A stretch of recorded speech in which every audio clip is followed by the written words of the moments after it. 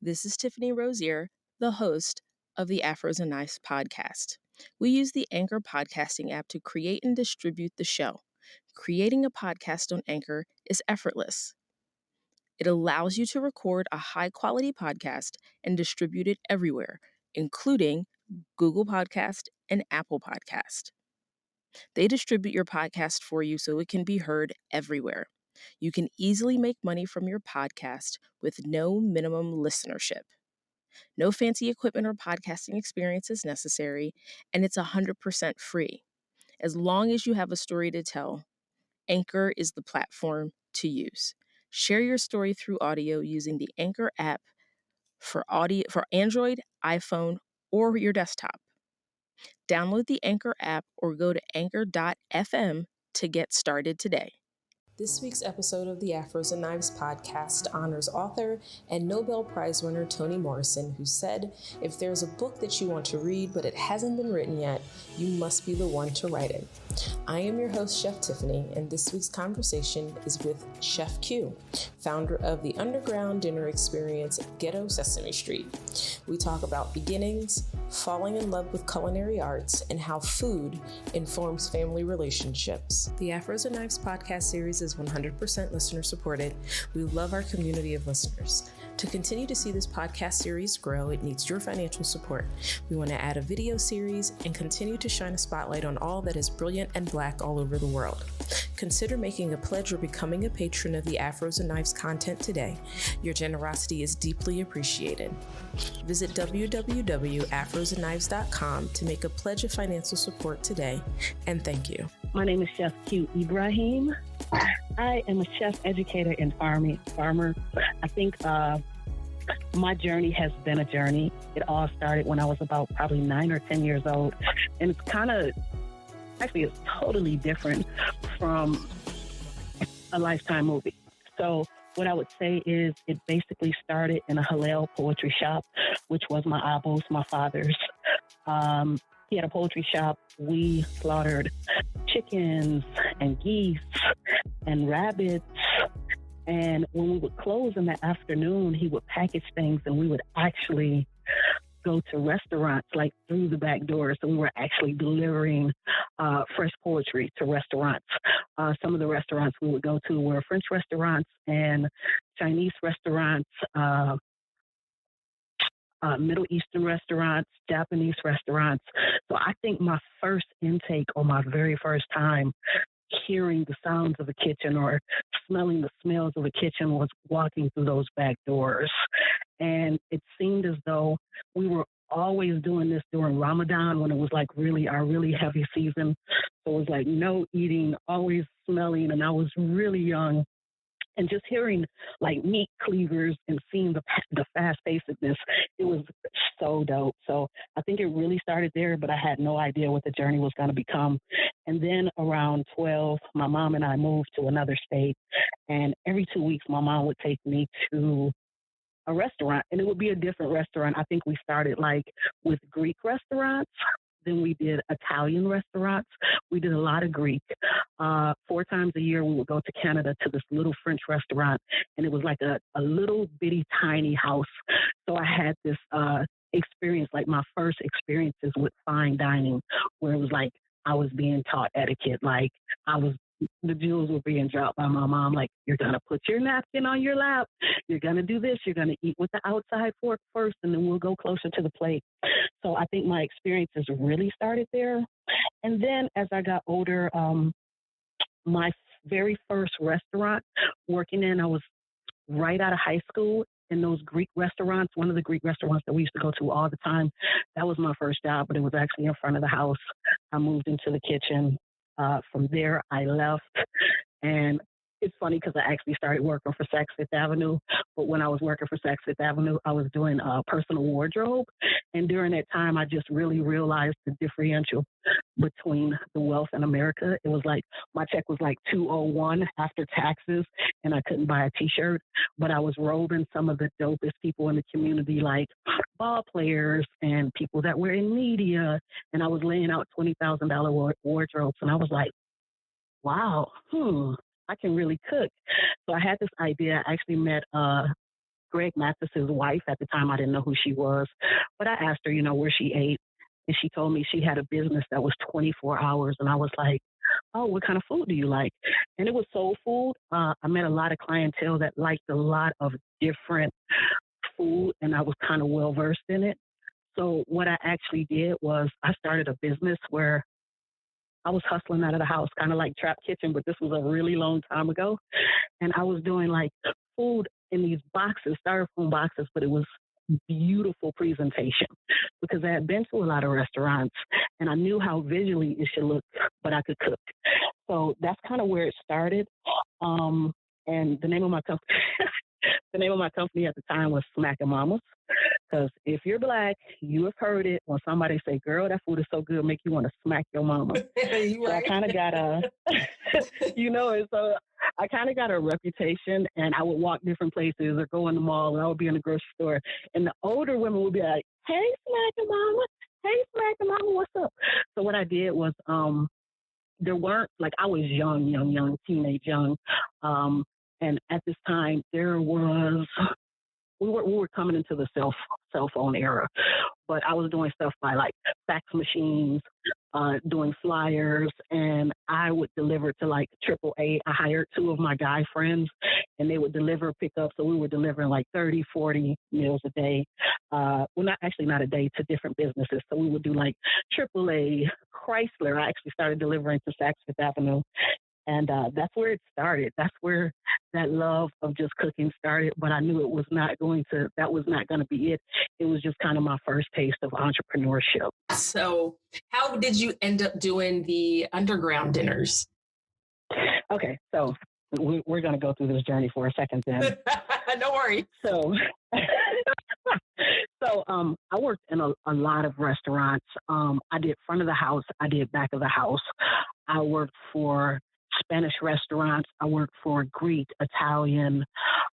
During this time, I was kind of like, Robin Hood and everything, pen and pad and everything. Like one of the things that I learned as a server, you would have these 3-4 week trainings and you would have to know everything on the menu. So I was the type of person that would make index cards and study. On the flip side of that, I would go home and cook the same dishes. So that's kind of how that started. I was studying magazines and newspapers, and finally I was working in a restaurant where there was an older black chef, and he worked at one of the top restaurants in the city. And he was like, "You ask so many questions. Why do you ask so many questions?" Because I was like, "I want to be where you are." And one day he was like, "I'm going to take you to my place." And when he told me that he actually worked there, I did not believe him. Probably someone with an older man with a little bit of a substance abuse problem. I was like, he's just talking. But he met me on a Wednesday and he took me there. And that's when I found out about staging before actually working in kitchens. So I worked over there for a week. And after that, it was the love bug. It was over with. I was like, how do I do this? What do I need to do? So I started working in kitchens, and I lived a lot of different places. Like I lived in Atlanta. I lived in Michigan. I lived in Chicago. I lived in Windsor. And every time I would go somewhere, the quickest way to get money is in a kitchen. So it was always going to be a job no matter where I went. So I studied under a lot of different chefs, and I was just honing my skills, everything from short order cooks, from breakfast to being on the line to moving to Chicago. And when I moved to Chicago, I had not realized I was actually working in a restaurant, and I got a book that was autographed. Actually, he sent me 2 books autographed by Charlie Trotter. And brother had a girlfriend, knew the sommelier. They kept going back and forth to wineries, and they were at dinner one night. They went to Trotter's, and he was like, "Hey, come out to Chicago, come work for me."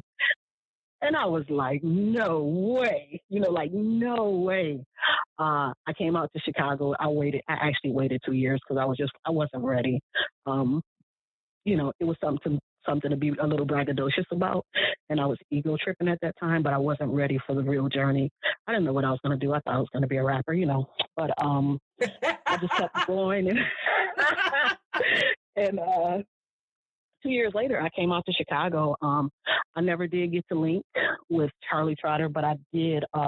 It was really hard trying to get into the industry because I kept telling people, I'm going to Chicago. I'm going to like the restaurant capital of America. I'm about to go ham on everybody. This is about to be it. What I didn't know was I was a black girl, and you don't know it until you're walking indoors and you have a resume and people are like, nothing. And this is the change of the era when you're walking in those doors, and within a year there are no more walk-ins. It's like basically send a resume, and it was really painful because what I started to see was I'm sending my resume and my whole name is Arabic, and I think you will learn that headhunters, they identify with themselves. And it was kind of like I wasn't getting any callbacks. I was getting nothing. And at this time, I had to sit down with my family. I was like, I'm going to change my name because I can't get a job. So what actually happened, I started working in soup kitchens because I just had to cook. And it was crazy. I worked in a soup kitchen one day. Someone told me about, they were like, man, you're fly. Like I was doing like real food in the kitchen, making it super pretty. And they were like, oh, I know a guy that knows a guy. And they were on the board of an organization and they knew some chefs. And I ended up, the journey ended up being applying for an apprenticeship with the Food Network. And I applied twice. Nothing happened. I applied the third time, and that was it. And basically what I needed was my resume was nothing. I needed a support system, someone that could speak on my work ethic, and someone that could say, hey, she's going to do this. She's going to show up, she's going to kill it. She's going to show up 30 minutes early. And they kind of had my back like the Verizon man. And from there, it was a wrap. It was over. So with the Food Network, becoming like part of your journey, what was your work there, and how did that okay, so it was you already on a path, and like the Food Network just kind of fit into the plan? No, so it wasn't the actual Food Network. It was a Food Network chef. So say Bobby Flay comes out with an apprenticeship program and you get into his program. So it was a training program. So when I got into this, I got a chance to work with this person who did have a show on the Food Network. And it was real. Like, it was real. Like, yes, chef, no chef. This is what you're going to do. Don't speak when I'm speaking. What does chef mean? It means chief. And it was that kind of element, but it was exactly where I needed to be. I showed up 45 minutes every day.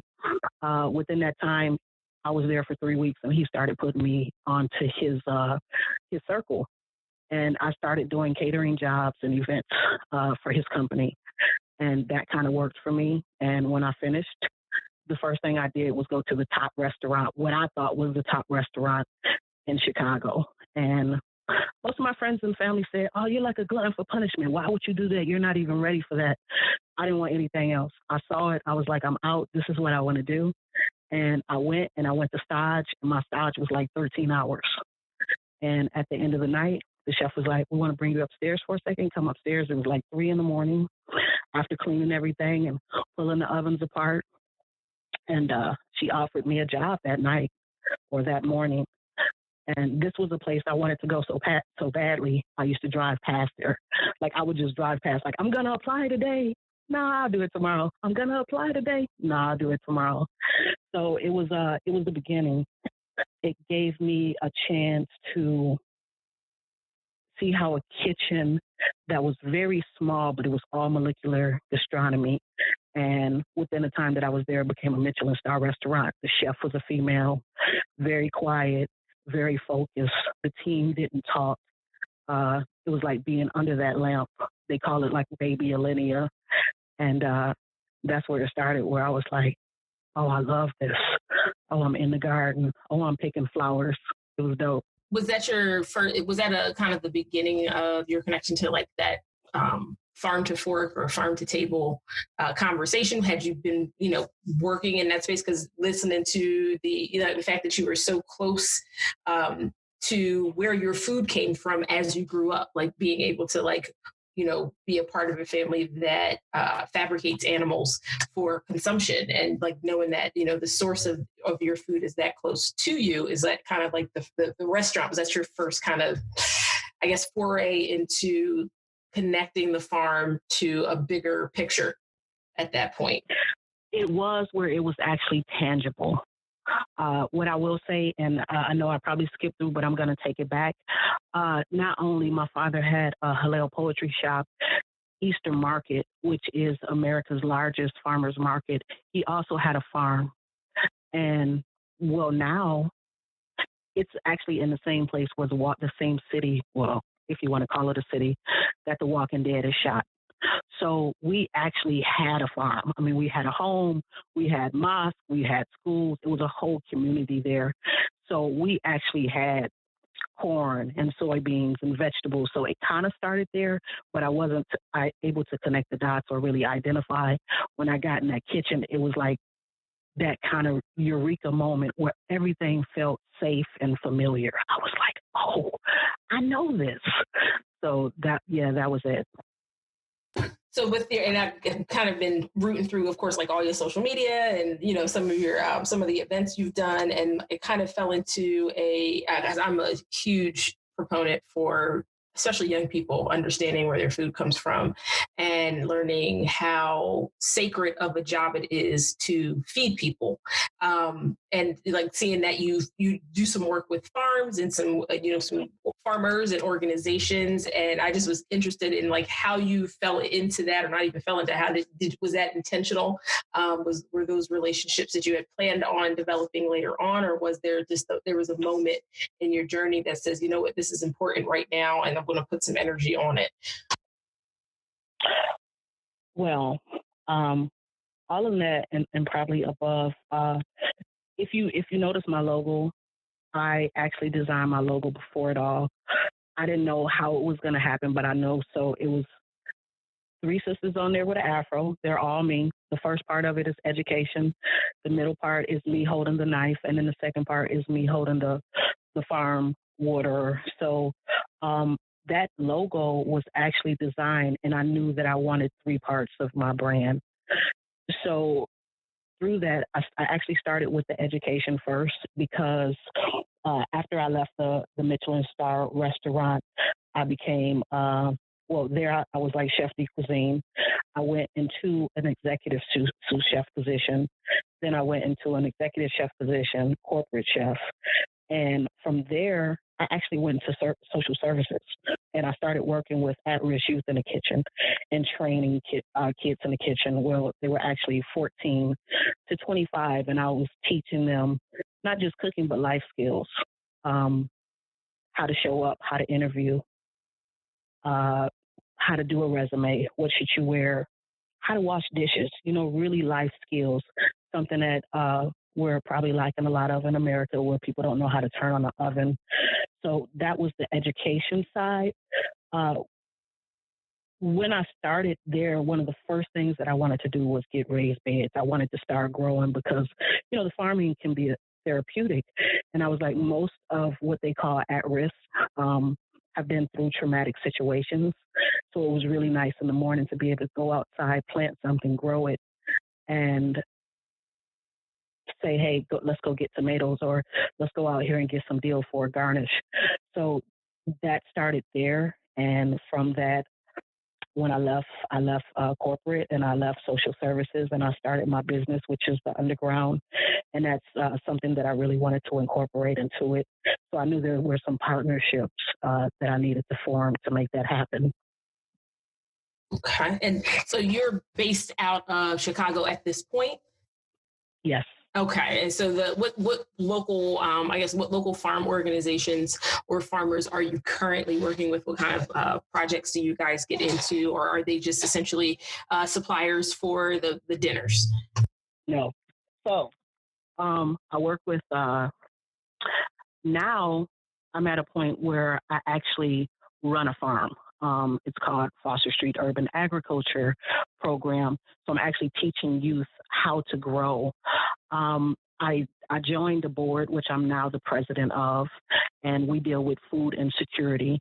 So we go two areas that are food deserts, and we what we did was we focused on one area and we actually built a garden.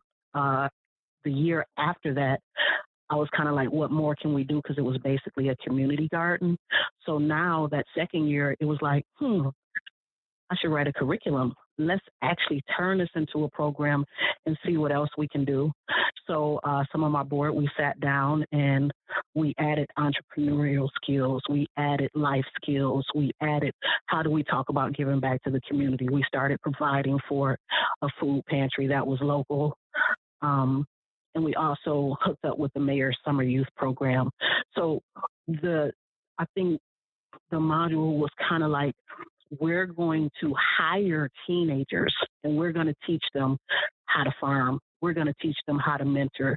We're going to start talking to them about entrepreneurship, and they're going to mentor the little kids. So if you haven't seen me on as much on the underground, I took the summer off to focus on that. Okay. And for the program in and of itself, and what I'm loving is the fact that there's always this bridge between food and the rest of it. Like it's always a catalyst or a trigger. And I find like it's such a gateway to draw people into a conversation about personal growth and honing a skill and creating a bigger space for themselves in life.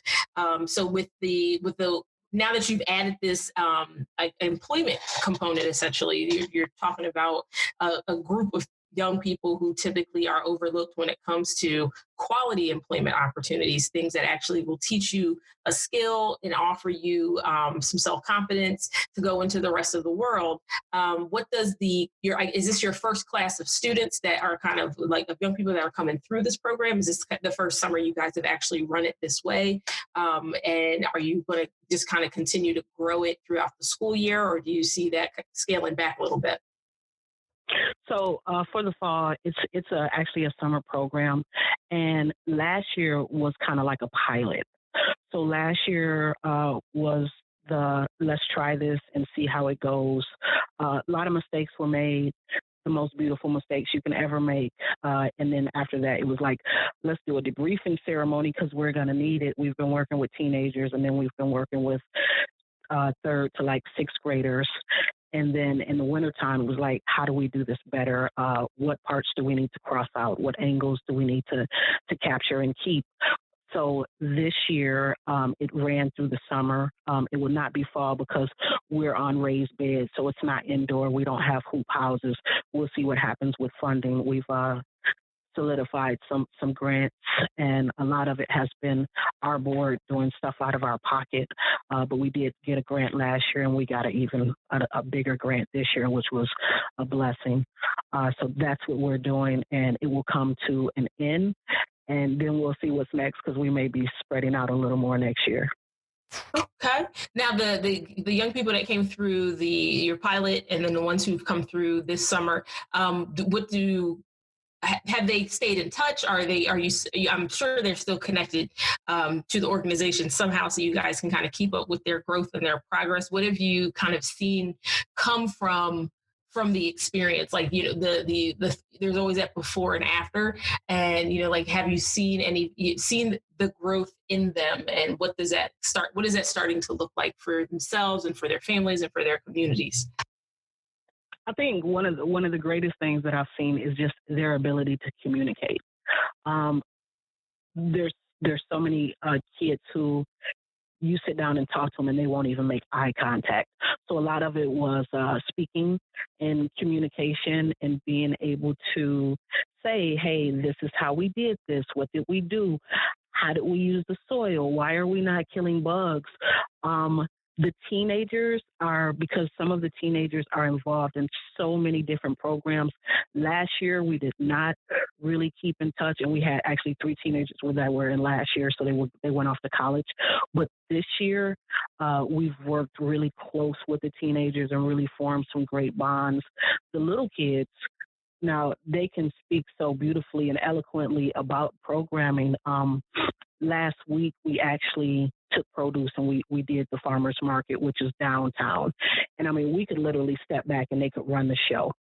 So we practiced everything from marketing, what are our social media hashtags, what's our handling. We did change. How do we count change with the third graders?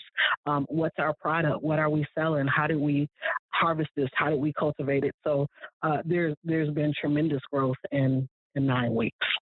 Have you seen any participation from parents? I know when I managed a kitchen during the summer in Philadelphia for the veterinary organization, and they had a garden on the premises, and so that gave me a really great opportunity to spend some time with the young people who were coming to camp every single day, and like talk to them about what was on their plate, and we would kind of talk about the menu, and we'd have classes for their parents once a week, and we'd either walk through a cooking demonstration, or we would just, for me, I was in my community at that point, so I knew exactly Right. who I was talking to, and it wasn't, a lot of times you end up with community level food programs created by people who have no idea what the community Yep. knows or who the community is. And so there's a lot of times where someone will ask me to participate in something or teach a class or create a curriculum for a group of people. And my first question always is, well, what do they already know? Because what I'm not going to do is Mm-hmm. walk in and insult them and insult their intelligence and tell them something they already know to do or they're already currently doing with their family. And because of that attitude, I found it was a richer experience when you go in and you respect the knowledge and wisdom already coming out of that community and tailoring your message and your teaching to what they know and how they can grow from where they are. And so, what was great was that, the parents would come into class and they already had a feeling like, okay, they're going to teach us something we already know how to do. Yes, my kids eat vegetables. No, we are not giving them a bunch of sugar. Like you could already Yes. tell it was there. Yes. I was like, oh Lord, okay. And for me, I knew what my plan was. And so it was like, we'll see how this goes. And so most times I would just introduce some concepts at the top of class, and that the whole room would just light up. It was just like, okay, this lady is sitting here. She will talk to us about how to make, things we've never cooked before, and talk to us about our roots and our history and how important it is for us to eat things that come from the culture, essentially, to eat things that come from places Absolutely. of our origin. And so that lit the room up quite a bit. And I noticed that parents were more engaged at that point, because it was like there was a long time people were like, yeah, we never really get parents to come out to these things. And I was like, well, that's because you don't respect who they are and what they already Yep. know. You assume you coming in here with this information they don't have already. I'm like, just because you don't see a grocery store in a neighborhood does not mean there are communities out here who don't know what a vegetable looks like. Like North Philly, there's food deserts everywhere, but there are also a tremendous number of urban farms in those same Right. communities. And so you have a group of, community of people who are fighting back with that information as well. So for you, like, have you seen more engagement from the community or from the parents because you are introducing these concepts and these ideas and skills to their children? I will say last year was a really tough year, and just honestly, I was truly disappointed. As far as the group that I'm a part of and the board that I'm a part of, I am the only Black person. I'm the youngest person on the board. Everyone is a little older. It's kind of like that movie where it's like you have one side of town that's here, kind of like halves, and then you have another side on the other side, and they kind of don't cross that bridge. So I think a part of it for me was really kind of getting in the middle and facilitating and talking to the people on my team where we need to do this and we need to put emphasis on this. And then on the other side where it was like, okay, we need to grow squash, butternut squash. I need to have a few more raised beds for collard greens. One of the things that I'm really big on is cultural awareness. So we have some Filipino students. We have some Vietnamese, high African American and Latino, Hispanic demographic. So one of the things that I do a lot of is we do cook. So I do a lot of street food. And it's really empowering, and people tend to engage, where it's like, hey, you know what, today we're going to talk about street food and why it is. And so many countries, this is their nighttime thing because they may not have refrigeration, or they may not have a stove because it's so hot. And everyone goes out at nighttime, and in the community they're building and they're talking to each other. And anybody know what street food is? And then some people are like, oh, my uncle has a cart here, or my uncle has a cart there, or my family has a food truck. And if I'm doing elotes, then it's like this beautiful demonstration of proudness that these 4 kids over here that know everything about it, and then these other 9 kids may not know, but then they're all sitting there taking big bites and smiling. So that's really good. As far as uh, parents, this year it has been amazing. Last year I was really disappointed in participation. Like, we do farmers markets, we do a farm to fork fundraiser dinner, well, where I actually execute everything, and I pick straight from the garden. I touch some local farmers that are around to ask for anything that we may not have or have enough of. Last year the kids didn't help. This year I actually set it up where they came in and they helped prep. So everybody kind of played a role, and that was really good because the parents did become engaged. We did the farmers market last week. I had parents that came and hung out all day, so it was really beautiful to see. It's amazing how, like, especially at when you started sharing your story and how important food is in the structure of a family, and how it's one of those key things that gets overlooked. I mean, I don't know, maybe it's not overlooked, maybe it's a strategic move on behalf of certain organizations and like government structures to eliminate that part of the conversation for families in underserved communities, because they know how vital it is that food is a part of family life. And that's where you really build relationships, is around a table or around the activity of cooking and procuring food. And I'm so in, it's something that's always fascinated me. Like, every time I do become a part of a program that essentially teaches young people a cooking skill, or teaches them anything about, being connected to their food in a specific type of way, how that motivates the entire family all over again. And how all of us, we had a contest one summer for camp where they wanted the families of the campers to make lasagna together as a family. Oh, nice. And it was essentially, they gave them the recipe, and they wanted everyone to make the same recipe. And I was just like, I ain't doing that. It's be a little different. I'm gonna just call it audible on this and do what I want. And so instead, I looked at the request, and I was just like, this kind of speaks down to this community of people. Like, they're extremely intelligent. They are very tuned in to like what they're putting in their bodies, and just, this is not going to work. So instead, I tweaked the contest, and I told them to make me a lasagna that represents their family, that represents their yes. And so the day that they needed to come in, we had our two chefs, both of our executive chefs, and Mark Vetri, who was the owner of the restaurant group at the time. They both came in to judge the contest, and they did not know I had switched up a couple of the rules. Right. So they were expecting to come in, right there. Thank you. Taste a couple of the same lasagnas, judge, give out a couple of prizes, and go home. And I was like, "Oh, about that? No, that's not. Yeah. So yeah, we ripped that one up. Oh yeah, I'm like, oh, we tried again. So I had to first convince them this was a better idea. I was like, all right, no, just believe me on this one. Initially, that first idea, when it was presented to the entire community, no one was having it. They were like, nah, I'm okay. I'm not going to do this. The minute I gave them license to represent themselves and express themselves in that lasagna, then we were on.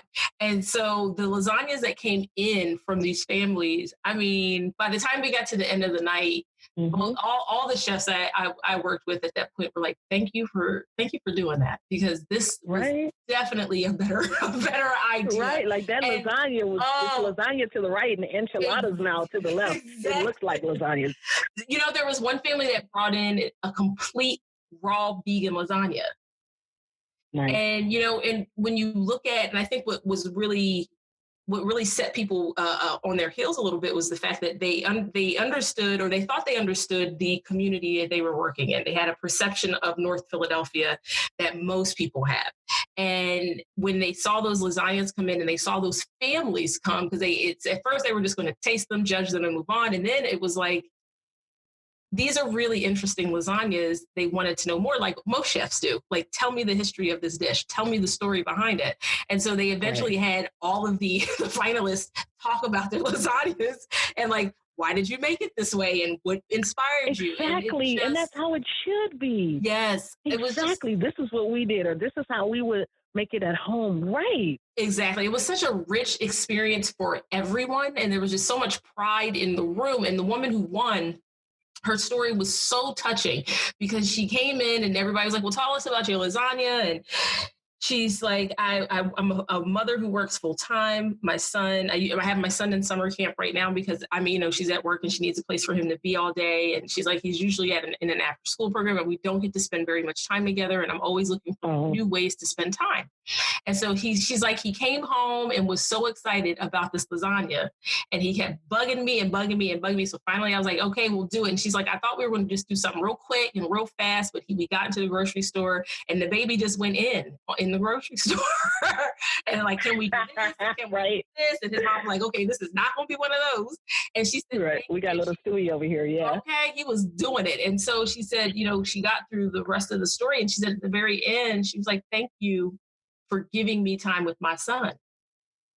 And of course, at that point, there wasn't a dry eye in the room. Yeah. And because you just didn't understand, like, this little simple act of making lasagna together gave this woman 4 hours with her son that she normally does not get to have. Yep. So I was just. And I completely get that experience. Yeah. I had that experience yesterday. So during the time I was working with at-risk youth, I actually wrote a curriculum for junior college in partnership with a workforce development organization. And the junior college picked it up. So I started teaching culinary art in the evening for this college. And from that's how I got on the education side, because there's so many doors as far as hospitality and culinary that we don't even know exist. It's not until you start shaking hands and networking and being in new circles where it's like, and if you don't have a hustle mentality, it might not even open up for you, because half of it is sitting at home like, oh, hold on, I just met this, and there was a kitchen there, or that was an antique shop with a kitchen, or that was a church with a kitchen, or this organization, where it's like, wow, I wonder where they get their funding from. Do they have funding? Can we get funding?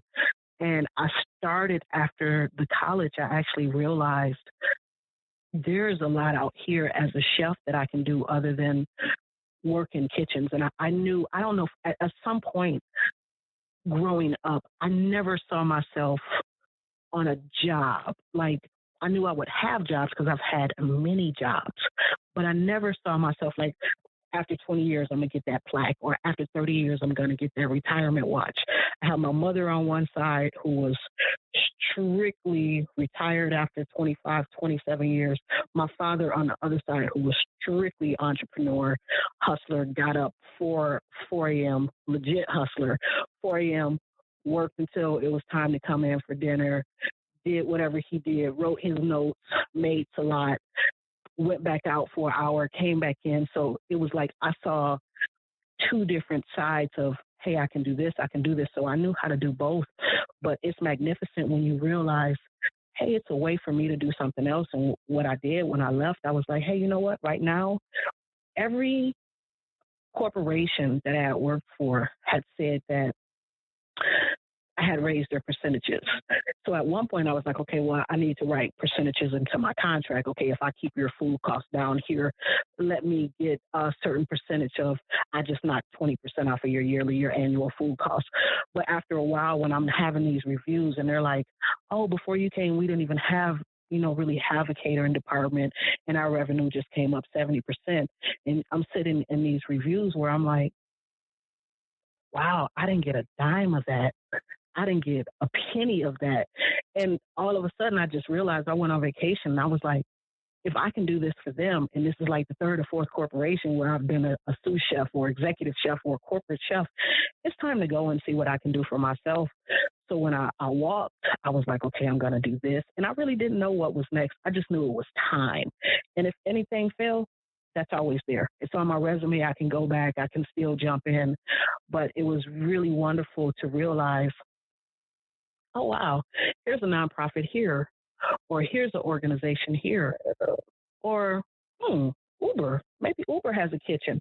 Maybe they want to do team building. There's so many ways to hustle with food because food is like this common denominator where no matter what, everybody has this a wonderful, a beautiful story around food. Oh, my grandma did this. My aunt did this. It was one Christmas where we only had beans and rice, or it was one Christmas where we flew to Paris and we just this. No matter what, you have that common denominator around food, and there's so many ways to hustle from it. It's true. And that idea of not necessarily following the traditional like food career trajectory that most people believe is the only way, the only path you can take. I remember when I first started, and I was in a few restaurants, and you love them because it's in you. It's the thing you feel at home in the kitchen, kind of losing your whole mind sometimes. And at some point, though, it was my curiosity that made me go, what else can I do with my experience? What else can I do with my food education? What else can be done with this knowledge base? Because you don't see anyone promoting things outside the restaurant or outside of restaurant life. And so I intentionally for a year just started looking for jobs that were kind of left of center for a while. Like I spent a couple of years managing a kitchen for a private camp outside of Anacortes in Washington. And then my work with the Vetri Foundation. And then, we're teaching classes for the Viking Cooking School. Like I just did some really odd, I guess, based on, what we traditionally should be doing is I just did some outside things. And so when I finally started having kids come in who wanted to work in food and they were staging or they were interns, we would have conversations about that. And they were like, I was like, do you know what you want to do yet? And the first response, well, I just want to be a chef. I'm like, okay, there's a structure to that in order to garner that title. Is that the place you want to live? Is that the place you want to work in? Because, that kind of work asks for everything. And so, a lot of chefs you'll meet are not the happiest people. They've given up a lot to do the thing that they love to do. Their families have suffered on occasion, so there's just a lot of things that go with it that you sacrifice in order to have that life. I was like, you do, I'm like, I used to tell them, let me offer you this one little bit of information that a food education opens more doors than restaurant ones. And if you are looking to, if you love food, you have a lot of talent and you love to feed people, but working in a restaurant is not for you, don't count yourself out, because there are so many places that need people in leadership where food is being served, hospitals and community centers and senior centers and, all types of places are feed people. And so, one young lady, she came to me after the summer and she was just like, thank you so much, because I didn't even think about that. She's like, I love food, I love to cook, but I didn't want to work in a restaurant. So I just didn't know what to do. And I'm like, there's so many opportunities out there. And for me, specifically as Black women, we have an opportunity because we do stand out anyway, that we can put ourselves in these spaces where people aren't familiar with chefs existing. Absolutely. You know what I mean? And it's kind of like, now it's like, because we're already odd, essentially. You're already absolutely. Thank you. Always the only Black woman in a space anyway. So why not use that to our advantage and put a spotlight on places that really do need food professionals? I always tell people there are places in government, there are, organizations that provide food to communities, whether it be grocery stores or community centers or soup kitchens. All of those places need creative, professional culinary minds. And to be able to insert ourselves into the conversation of food overall, especially the places where, for me, like restaurants are great. They are an experience that you usually have one time or one at a time, whereas a soup kitchen feeds an entire community of people. So when you weigh those two things and you look at the balance of those, yeah, I'm going to go in, I'm going to pay, I'm going to drop some money for a really cool dish or for a really great experience. At the same time, when I look at how much more important it is to make sure that a homeless population has an opportunity to have a hot meal with respect and dignity, what's the value trade-off there? And so for me, I think Black women can in these spaces can actually lead conversations about how much bigger food is than restaurants. It's just like, I love And it restaurants. is. I mean, there's so much there. And I absolutely, and sometimes, you know,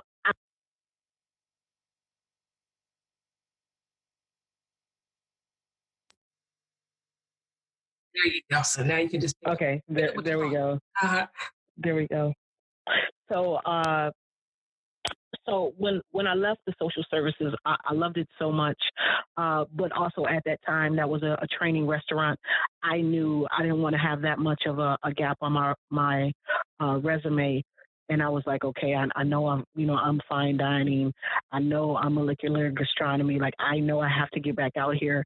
So what I figured out was, with me working through some colleges and some organizations, I started my underground supper club, and within a couple months, even before I knew what I wanted to do, I just didn't know how that was going to work. But I was like, if there is someone that is ready that I train, I'm going to start hiring the people that have went through my program. And this is how I'm actually going to create sustainability, because people talk about sustainability all the time. But for me, I say, hey, you know what? I'm an educator. I'm a farmer. So if I can teach you how to grow, or I can teach you how to cut, I can teach you how to serve, I can teach you etiquette, I can teach you how to set up anything, be it a buffet or a fine dining table, or hey, how do we pour wine? Where do we serve from? Where do we remove from? And I can teach you that. That means that I'm hiring from the community. That means that we're straight employing from the community. That also means that I'm putting, or whoever got that money, I'm paying you, and you're letting the dollar circulate. So you're putting that money right back into the community. And for me, that's complete sustainability. Where like, we hire from the community, we train in the community, we keep the money in the community. So I did do that. I think we're 2 years in right now, a little more, actually more than 2 years. And my very first college student, I hired him. He's been with me the whole time. He also has his full-time job. But no matter what, he's got keys to everything. He knows how to set it up. Totally incredible. And it's just been a beautiful journey, because right now the underground dining scene is like so beautiful, where people don't know where it is. People are like buying the tickets for it. And when they show up and they see my crew, they're in disbelief. If you notice on my Instagram, there's not very many pictures of me. You will see some hands.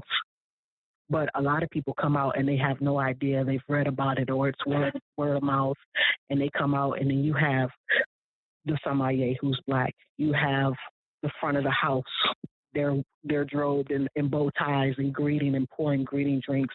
And then you have this whole young Black kitchen staff, and these plates are going out, and you're like, whoa, who did that? How did you do that? I mean, I've literally had guests show up, and after like the third, fourth, fifth course, I'll go out to introduce a course, and they're literally like, wow, we're like in a $6 million place right now. Like, do the do people know that you're in here? And it's like the funniest shit in the world to me. And I'm like, of course they don't know. Like, no, we jacked the building. Like, the owners are outside and are out on vacation. They're in Paris right now. We just came in through the windows. It's no fun if they know. And then everybody is like stone faced looking at me. Like, is she serious right now? But they come down, and it's the most incredible meal. But I don't have a Black clientele. I have probably my demographic are Caucasians. bless the Caucasian people. Hey, my white brothers and sisters, You know? probably 50 and over, Yeah. Oh, yeah. and very well versed in food. You know, they're willing. When I started, I was charging $65 for 6 courses, and everybody would like, you're nuts. How can you do that? And I was like, I have to do it just to jump it off, just for people to actually come. And now it's, you know, it's double that, sometimes triple that, depending on where the food is coming from. Summertime, if it's farm to fork, so it's more expensive in the winter because we're still trying to stay locally sourced. But my team is beautiful. It is always, I mean, it's a conversation that pops up in the last few interviews I've done, and something I think about definitely more times than not is that the idea of the Black client, the Black customer, and what is it that we really need to do as a community to shift our perceptions of each other in our discourse around commerce and value. Because, you know, if you follow a lot of, you know, Black Twitter or some, you know, Black Instagram pages and things like that, and you see this almost this plea for Black people to purchase items from Black owned businesses, to go to Black owned. I'm just like, what? Yes. And I'm like, so what is it? Because white communities don't have to do that. They are not trying to talk white people into using Uber. They ain't trying to talk white people into going to Target. Right. They don't have to convince each other to do these things. They just, you know, and I'm just like, what do we need? How does this conversation need to shift? How do we shift it? Because that, you know, I know systematic oppression is real. Girl, I was about to say, like, I know part of it is the programming, is that slavery. Right. You know, systematic oppression, the programming of it real. Desegregation for our communities, that hurts. Yeah, it's you know, it's like the minute I can go, because it's been like beware. It's like that little carrot that's dangling on the cartoon, and it's saying, no, you can't have this. And the minute that you can, I'm gonna step outside and I'm gonna go over there, because I've been here. I know what this is. But keeping that dollar in our community, whoa. And when we figure it collectively, the power that's involved in that. But there has to be, I mean, we have to just continuously have these conversations, and we could talk about equity as much as you want to, but equity is actually meaning there are 12 chairs at the table, right. And there's somewhere for me to sit. But if there are 12 tables and there are 12 chairs and they're already filled up, there is no equity, because there's nowhere for me to get in that. So with our own communities, yes, we can, but it's also prioritizing where we spend our money and how we keep our growth, because I've never bought a pair of Jordans in my life. I bought a lot of Gucci. You know, I usually work for Saks Fifth Avenue, so you know, I've bought a lot of designer stuff, but spiritually, that's no longer where I am. And I think as we evolve collectively and have some real conversations, and sometimes turn off technology and turn off TV and sit in a circle and say, how can I help you? You know, by any means, how can I help you? You know, how do I, when I see that Black person has a T-shirt, you don't have to know, hey, I'm going to get that T-shirt just because. It doesn't matter if it's $9. I got $9 and I got you. I don't care where you are. That's really big. But it seems as though it's going to take more time, obviously. Yeah. And I know there's like conversations around value or adding value that we definitely need to have, in quality control. And, you know, and I understand that, you know, we've come from a place where we're always making do. And so the value propositions and the amount of the level of quality that sometimes we have had to produce in order to move forward has not always been to the highest standard, because we did what we could with what we had. But now that we have a tremendous amount of technology and resource, those are not excuses anymore for either side. You can't use the excuse that, well, I can't find, you know, high quality hair products from a Black owned business. That ain't even the truth. Don't come over here with that lie. And then, like, you know, we like, buy black.com. Come on. And I'm like, and, you know, and when I have these conversations, the first thing I kick back is, so out of all the products you've seen in the hair aisle, which ones are you buying and how are you evaluating their quality? Most people, I'm like, so tell me, so because you will sit in the aisle at the Target with the 3 black owned hair products and peel over the ingredients list, and then the minute you see coconut oil, put that thing back on the shelf. But then you will walk to the next aisle and not even look at the label. You won't even flip it over and look at the ingredients list. You just look at the name and be like, okay, yeah, I trust it. And I'm like, so tell me what that brand has done to deserve or earn your trust outside of just being an anonymous brand to you. And I think that was the other conversation I typically have with people, is that because white is the default, they can be in the background and you forget that those dollars don't come back to your community because they go into the default community.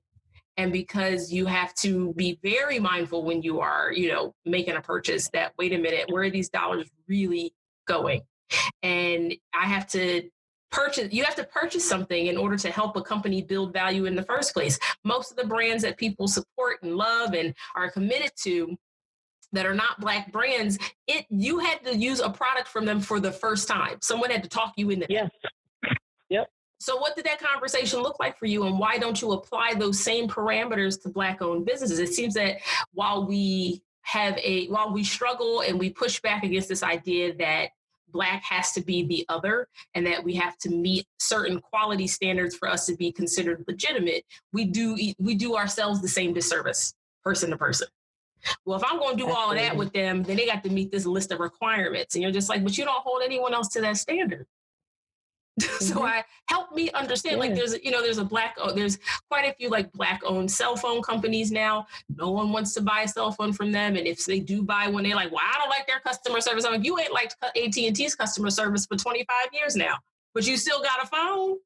So don't talk to me. Right. Okay. That's right. That's the truth. So it's like this double standard. I think this is why we end up in conversations around food and wine, where you don't have Michelin starred black owned fine dining restaurants in the same numbers as, other restaurants, is because it's like, well, first of all, our expectation is if you're black, you shouldn't be cooking that stuff anyway. We hold ourselves to we put ourselves in that one. Okay, you put yourself in a corner. Yeah, it's like, well, that one, because people are like, do you know how to cook soul food? I'm like, you funny. You real funny about that. Like you funny, like that's like, pouring milk and Cheerios, of course, but what's next? Right. Can I go to the market and just create, can I evolve? Being human is hard. Can I just be human? Can I just, hey, I want to try something new? Like, oh, okay, how many types of perfume do you have in your bedroom? How many on your dresser? Is it just one, or did you say, oh, I like this one, but I want to try this too? Oh, I kind of like this, I'm going to try this. You might not use it. You might have liked it that day, but hey, it's about growth, and it's, it's about personal. And for me, it's a lot of spiritual growth. It's like, I want to move. I want to evolve. I want to feel all of it. So it's like, if I see it, I don't care. I will dissect it, decompose it, deconstruct it. I'm like, okay, what's this? Oh, I saw this. I don't even have menus. People are like, hey, we're doing a wedding, or hey, we're having an event. Can you shoot me something? I'm like, nope. I want to hear about you and your wife or your partner. I want to know what you like, what you hate, what you love. And then I'm going to flip all of that. Like, it can't be the same all the time. So yeah, we got to be ready to grow and just go. Exactly. I'm looking forward to the day where people remember, especially our people remember, that Africa is global. It's a continent, one of the largest, and being part of, that historical like slave conversation, people forget that you're global. The color of your skin is global. There are more brown people in the world. Absolutely. Yeah. You know what I mean? Like there's this idea. The obvious is, if you're light, you have to come from dark. It doesn't go the opposite way. It doesn't go the opposite way. Okay. I mean, and science and history and archaeology, all of that tells you that the cradle of life is from one place on the globe, which tells you that, your DNA is global. And for us as African Americans specifically, to really start to embrace the fact that we are a global people. And it's okay that, you can like other things, and you can speak other languages, and you can do things that are outside of what we consider a cultural norm, because we come from everywhere. So it's not it's not blasphemous to go outside of what we consider, kind of the religion of being Black in this country. And, so I'm really just looking forward to that. When I thought, once Black Panther came out, I thought we was getting a small taste of that. There was a small window of people remembering. Like, oh, wait a minute, we can be everywhere. Okay, you're right. It lasted far longer than I thought. It was like, okay, I still got people saying Wakanda forever, but it dies down fast. Like, whatever you have. I think what they did was they were like, we're going to do this, and then we're going to put Lion King out, and hopefully, it sustains some energy to the next one. And I'm just waiting for that fire to catch for, Black people to remember, like, we're global. They had to put you on a boat. They had to put you on a boat to get here. That says everything. Drops phone on the floor. Yeah. Thank you. You didn't walk over. You didn't catch the bus from up the block around the corner and on the hook. It's not by the cul-de-sac. You had to get here. A lot of it is, so much of it is travel. I think one of the ways we do travel so easily or frequently is via food. If you go somewhere else and try something that you haven't tried, now all of a sudden I just ate Vietnamese food. Where is Vietnam? Where is Vietnam? like is that Southeast Asia? Now I'm on like, okay, Google, where is Vietnam? It's like, it's like now it's opening my mind a little bit more. It's like, okay, a lot of it is travel. A lot of it, because being in America, it's like we are in a box where everybody thinks America is just it. And once you get outside, even one time, that's it. It's over. You understand. I mean, people, like, we're prized possessions everywhere. There are people that look like us with the straightest hair, with the curliest hair, no matter what. I mean, you just see the mixture, Yeah, and it's like a kaleidoscope. To introduce the world to children specifically is through food. It's such an easy doorway. Oh, absolutely. That's it. Just be curious about what the rest of the world looks like through a plate of food. So hands down, that's it. That's the easiest way to travel. Okay. And it's like, it's so cheap. I think about my mom taking me to these restaurants at 12, and I remember that every 2 weeks we were going somewhere. But as a child, I never had a vacation. My mom just didn't have the money for that. There was no Disneyland. There was no, we're going to Mexico or Jamaica. We traveled through food, flat out. That was it. We went to Canada because it was right there. But outside of that, there wasn't any airplane ride. We're going somewhere for 2 hours or 3 hours and we're going to stay for a week. That just wasn't on our radar. But food took me everywhere. I was stuck on you through food. We'll go to a lot of countries.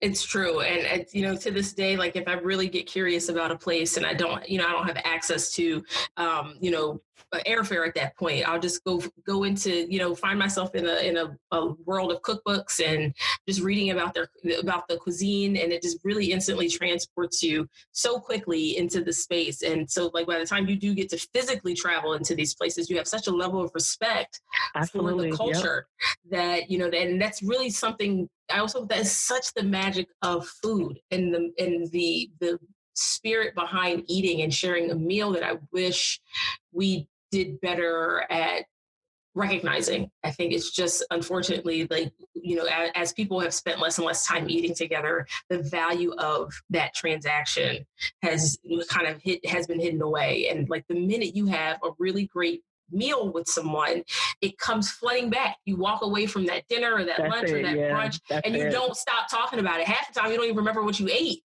but you remember the energy, you remember the connection, you remember the exchange. And so I'm always a fan of like underground dinners, supper clubs, and things like that, because it reminds adults specifically that eating together or sharing a meal together is so important.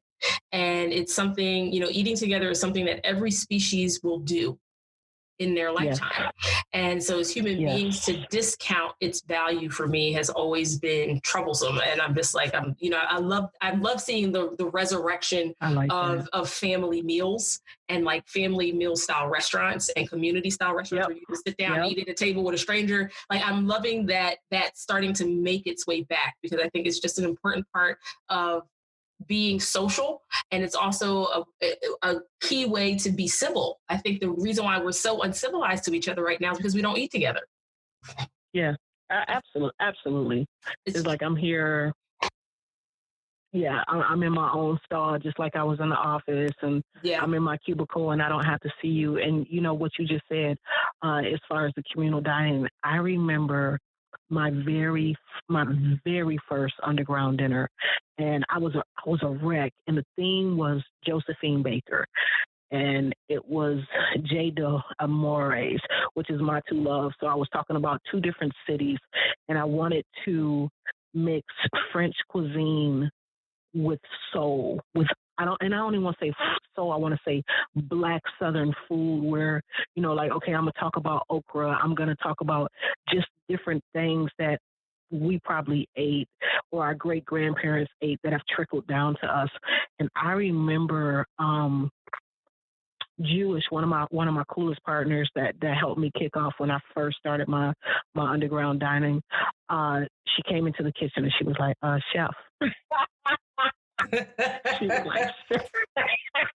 was like, chef, there's a woman out here, and she and her husband, but the woman pulled me aside, and she doesn't want to. She wants to know if they can have their own table. And I was like, hell no. She was like, what did you say? I said, hell no. I was so color purple. About like, no. I'm like, I was like, absolutely, like, absolutely not.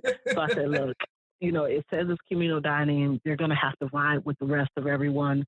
And some media came out that first night, and I was a nervous wreck, and my whole team, it was like our first time working together, and the front of the house was in the front of the house, and I guess she was like, okay, and it was perfect because, you know, she was Jewish, white girl. It was cool for her to go out here and talk to this woman and say, no, you're going to have a good time.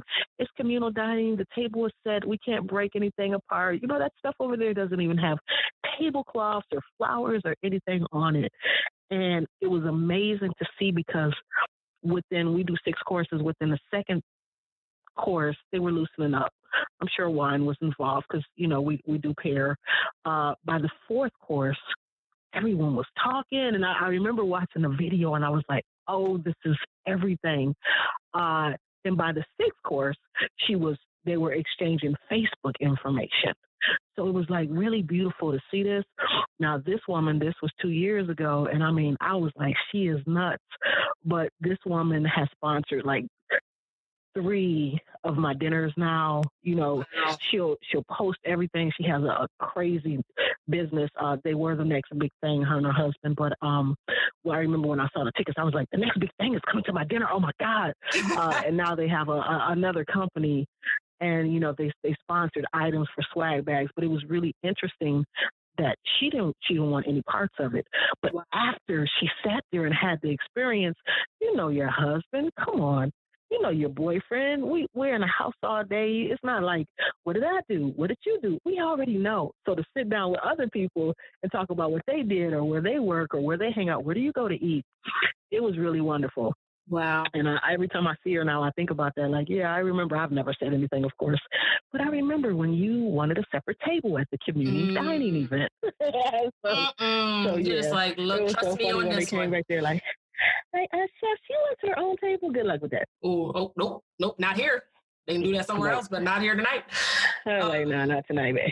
Oh, wow. Well, look at me going over by like 20 minutes. Anyway. See, because we never talked. That's all that is. It's like, hey, what's up? You know, we here. Hey, how you doing?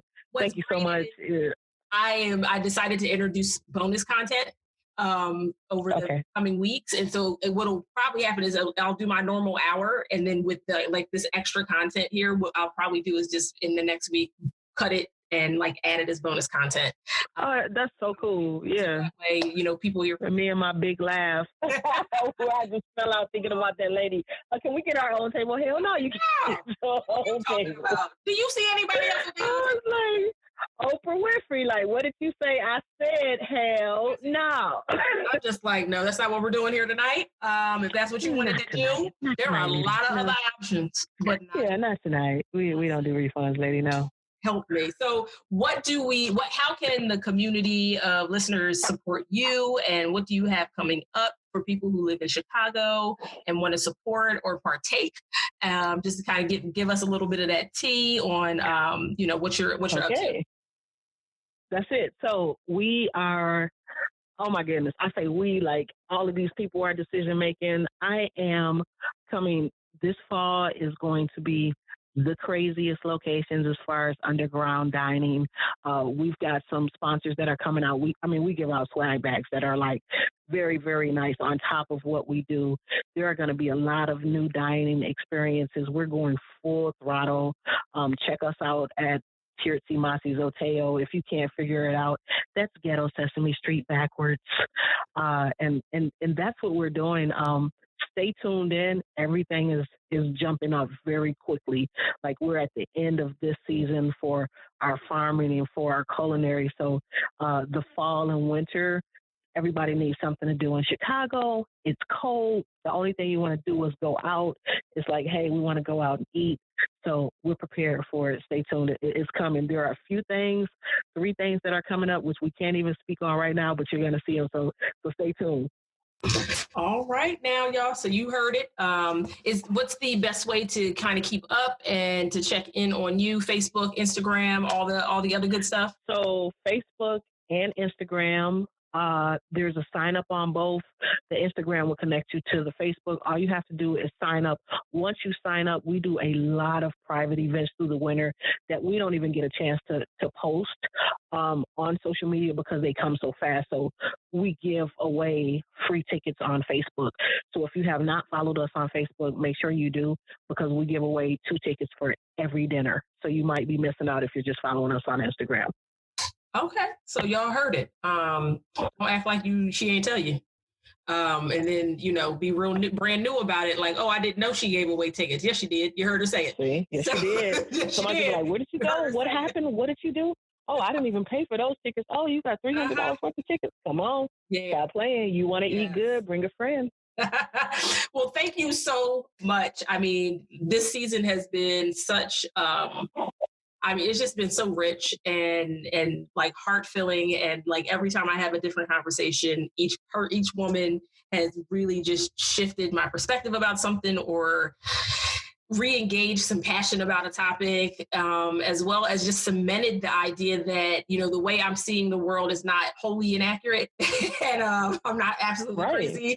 And so I am like, we are. I'm like, this is actually happening in the world right now, and I'm not just making it up. It's not my imagination, which is such a huge part of, like, I was over that's a completely different conversation, but that's such a huge part of the conversation about like bias and prejudice and all the other conversations we need to have around race, is that this concept that just because it's not happening to you means it's not real. Like that one in and of itself, Lord help my life. Happening. And have you out here tripping thinking, wait a minute, well, maybe it's not real. And it's like, no, it is. It's happening. It is. Well, when you're sitting at my dinner table enjoying your food, the food that I made, with both of your jaws full, and you're asking, do the owners of the facility know that I'm even in here? It's happening. See, like, come on. Like, really? Your lips are all greasy. It's happening. I'm like, and then I'm acting stupid. I'm like, no, they don't know we're here. They're in vacation for the next 3 months. You see those windows? We come through there, we set up. That's why it's underground. Of course no one knows. And then everyone at the table is looking like, is she serious? It's happening. Really? Yeah, it's happening. Oh, my whole life. So sit down with somebody you haven't had dinner with, share a meal, have a great conversation, get to know somebody you wouldn't normally dine with, enjoy life the way it's supposed to be enjoyed via food. See, and with that, I'm not even going to add nothing to that, y'all. You're going to take all that information and wisdom, and you're going to live your best lives. So, yes, thank you again. I'm sure this conversation will have I truly appreciate it. I'm sure this conversation will have a part 2 at some point, like most of the ones I've had this season, because I was at one, like, once you get to the hour mark, it's like, well, this is just getting good. But, I was listening to him like, oh, my God, I love this. So thank you for giving us a platform. You are a trendsetter, a tastemaker, an innovator, and I truly appreciate it, because I've been in awe of every single sister that I've heard on this podcast. So thank you. That means so much to me, and I'm just like, I just love letting you ladies shine. I think the world is definitely going to stand up and take notice and go, wait a minute, we need to make us some room so these ladies can do the work. So yeah, so we will keep up, ladies and gentlemen. Again, if you live in Chicago, y'all don't play yourselves. You better get on this Facebook. Ibraheem. Get on this Facebook, get on this Instagram, and get yourself in front of a plate of food, because the minute she blow up and you can't get a table, I don't want to hear anything. I don't want to hear from nobody about it.